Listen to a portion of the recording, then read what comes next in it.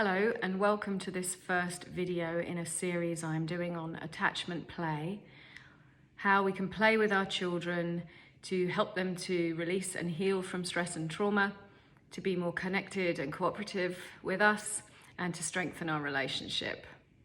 Hello, my name's Joss Golden. I'm an aware parenting instructor. I have two children aged 17 and 15. And we've been practicing aware parenting since my baby girl was really baby, very little. So attachment play is a term that was founded by Aletha Salter, PhD, who was the founder of the Aware Parenting Institute. And it is a type of play that we can do with our children, as I said, in order to support them to heal and in order for us to connect with them and to allow them to release feelings, to be more cooperative and connected with us. There are 9 types of attachment play, and today I'm going to talk about my favorite type, which is power reversal games. I've got some notes here that I'm going to be referring to just to make sure I don't forget anything. And I have a long list of games that I'm going to share. And then I have a link to my website where you can find all this in writing too. So being a child is often really frustrating, even if we raise our kids with awareness and consciousness and love and connection. There are still times where they feel frustrated, inevitably. There are times when they have to do things that they don't want to do, and they end up feeling powerless, and they may have high needs for autonomy and for choice, which aren't being met.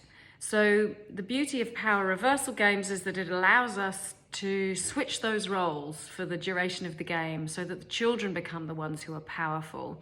And they're the stronger ones, they're the ones who win, they're the ones that do well at things. Whereas we take the role of the weaker one, the slower one, the clumsy one, the silly one, and they get to enjoy being strong and powerful.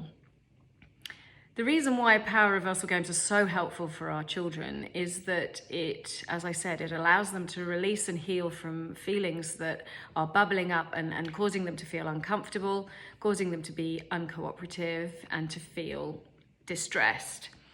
And they do this best by laughing, particularly when those feelings are feelings in relation to powerlessness and lack of autonomy and lack of choice and control in their lives. So this type of game is particularly ideal to help them with these feelings of powerlessness, aggression, and any of those sorts of difficult, tight feelings that they may have in their body.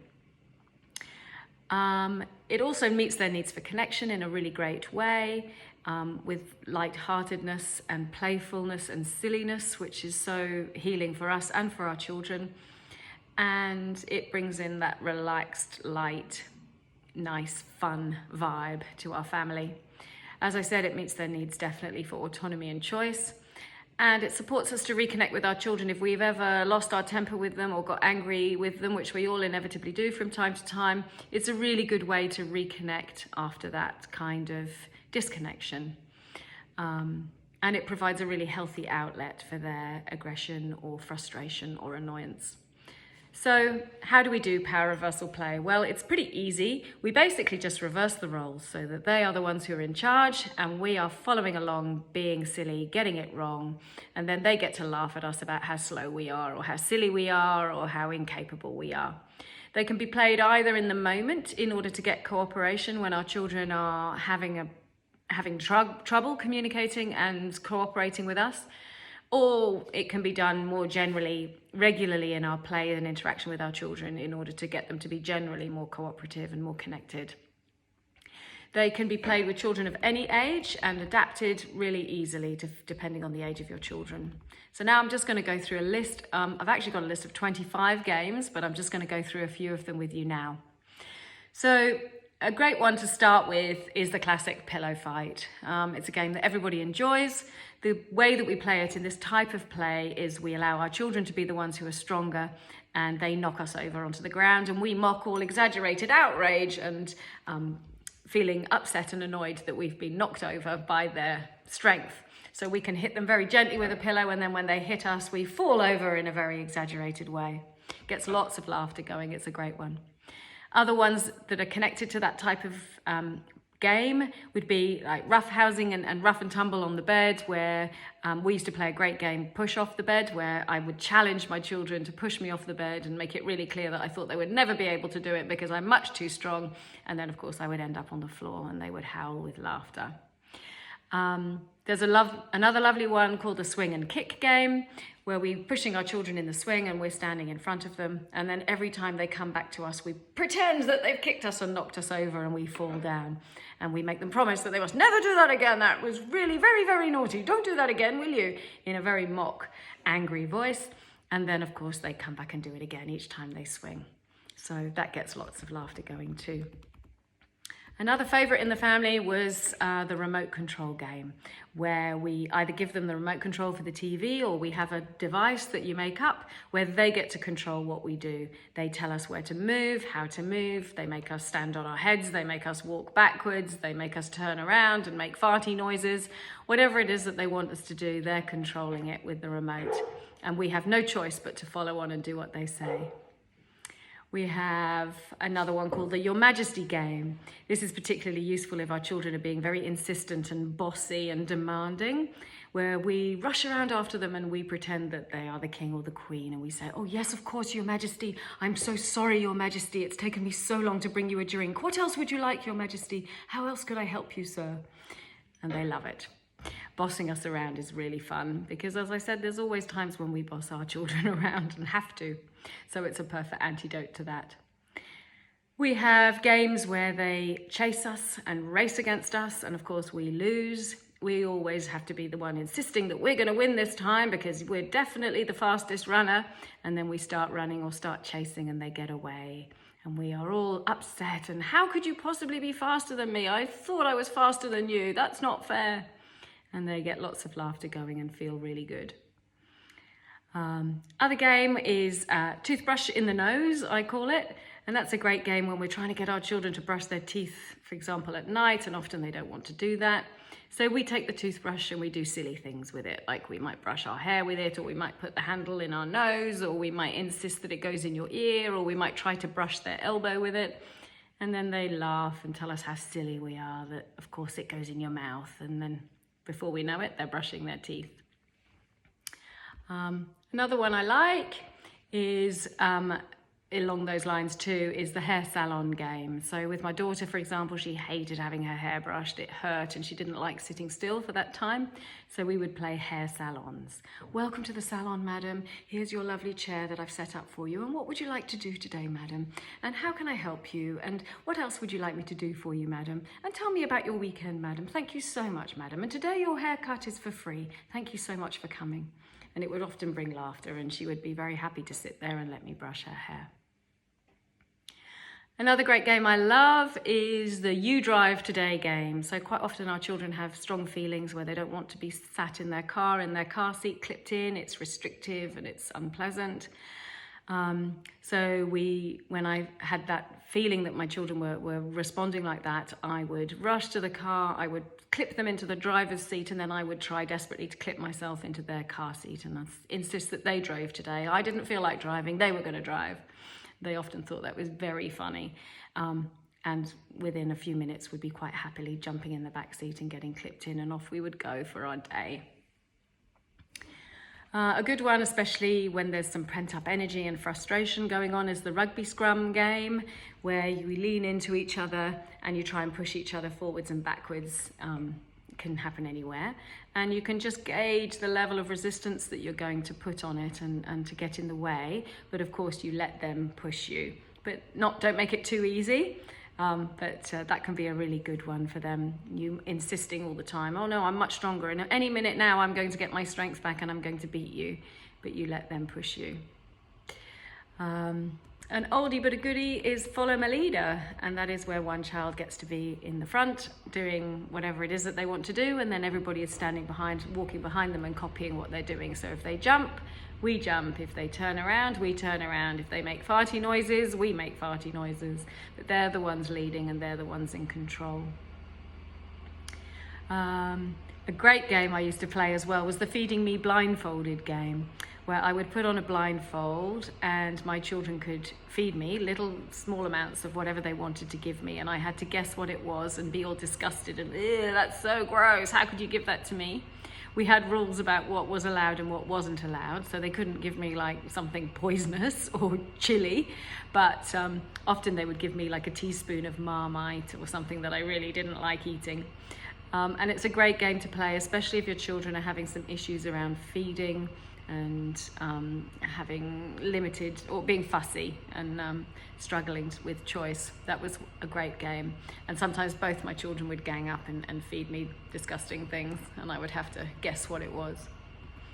A great game to play at bedtime is the I Can't Read Properly game, where I would have a book and I might read it upside down, or I might start at the beginning of the book with Once Upon a Time, and then I'd turn the pages to the end and I'd say, the end, right, good night, everyone go to sleep now. And they would say, no, mummy, no, you've got it wrong. Open the book up, let's read it again. Or as they got older, I might change the characters in the book and make the characters say stupid things or even a little bit rude things, and that would make my children laugh and laugh. I remember my son laughing hysterically at a book where I changed the story completely and made it something a bit outrageous. And he just thought that was very funny. I like games like the I'm Scared game, where we pretend to be scared of things that aren't scary at all. Like it could be a toy and we mock being terrified of it. Oh no, don't bring that near me, I'm really scared of that one. And they get to laugh at us for being so silly to be scared at a teddy bear.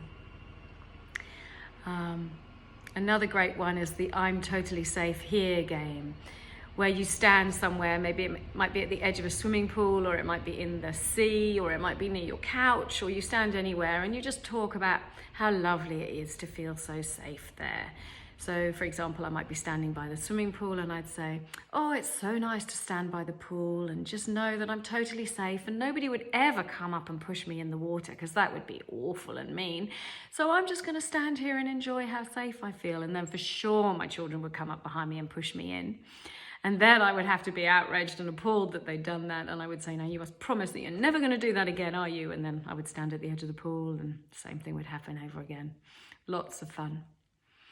A good game to play if your children are fighting with each other is the Don't Gang Up on Me game. And so if your kids are fighting, or maybe if they're with friends and there's some difficulties in the dynamics with the peers in that moment, or they're having a bit of an argument, or they're not getting on but well, you could talk about how unfair it would be if they ganged up on you, and they would never do that, would they? And then you run off and they chase after you, or you bouncing on the trampoline and they bounce together and bounce you much too high, or one of those things. And all the while you're encouraging them to work collaboratively against you whilst complaining about how unfair and mean it is of them to do that. And I think the last game I'm going to just outline here is the You Would Never Cheat on Me, Would You? Which you would play when you're playing a game. And you would encourage them to break the rules and to cheat without actually encouraging them to do it, if you understand the difference. So they might really want to be winning a game, or they might get really upset if they lose. So you would say, you would be inviting them to cheat whilst pretending that you didn't know they were cheating. And then you would be all confused about how they would be winning the game when we were really sure that we were going to be the ones who would win. So there are lots of different examples. And as I said, I've got this article on my website, which has got 25 different games described on it. So please go and have a look there if you want to know more. That's www.awareparenting.com.au. A couple of other things just to add. It's important to know that sometimes big feelings come up for children when we're playing. It could be that they don't want the games to end and so they get upset, or it could be that we don't quite gauge it right and they don't respond too well and they get upset, or it could be that they get hurt by accident while we're playing. And, sometimes just by connecting in with them and intending to play, it gives them that safety and connected feeling to bring those sad feelings, those angry feelings, those frustrated feelings up. And so quite often our children end up crying at some stage whilst we're playing with them. And that's fine, that's great. What we can do is stay with them and listen. I'm right here, sweetheart. I'm sorry you got hurt. I'm right here and listening. Or I'm not willing to play another game now, and I know you really wanted to play some more, but we're going to finish now. And I'm right here, and I love you, and I'm listening. And just by listening with empathy and care, it offloads in the same way. And so it's just as healing. So it's not that we've done anything wrong, or that we've got the games the wrong way round, or we haven't played right. It's just that these feelings are coming out, and that's great. We're there to listen and to love them and to support them whilst they do. The other thing about feelings is that sometimes we have feelings too. So sometimes as parents we might feel, oh my God, I can't believe my kids are demanding so much attention of me. Or we might feel, it's unfair, my parents never played with me like this when I was younger. Why do my kids get so much attention? And yet it's never enough. Here they are upset again. Or we might just feel exhausted and overwhelmed. So it's really important with this way of parenting that we're getting support too for ourselves. So go to your listening partner, or write in your journal, or have a session with an aware parenting instructor who understands this way of being with our children, where you can offload whatever you're feeling is in your heart. You might be saying, I'm so resentful about how much time I have to spend playing with them, or whatever it is. When that is heard with love and with empathy and kindness, whether that's from somebody else or whether that's us supporting ourselves with this, it helps us to heal from these feelings so that we're better able to show up and be there for our children. And just to say that sometimes this kind of play and laughing together with our children can be really healing for us too, just because we need to laugh, we need to offload. You know, parenthood is often stressful and exhausting and difficult, and the responsibility feels overwhelming sometimes. And these moments of playfulness and fun and lightheartedness can be the perfect antidote to that. So just finish up with a few resources if you want to learn more. As I said, you can go to my website. I also recommend these books. The first one is Attachment Play by Aletha Salter, where she goes through all these 9 different types of attachment play and talks about how they can be useful in different situations and challenges that we might have with our children. Another great book is this Playful Parenting by Lawrence Cohen, which has been a Bible too. Just so many great ideas in there, and it's a really good support. Another great website is the Hand in Hand parenting website from Patty Whitfler, and she has lots of information on there about what she calls play listening, which is the same type of approach. And finally, I'd recommend Marion Rose's website. She has lots of articles and free courses about play and playing with our children, as well as some nice paid courses that explore all this in more detail. So thanks very much for watching, and I look forward to giving another video in this series on some of the different other types of attachment play that you might find helpful. Thank you.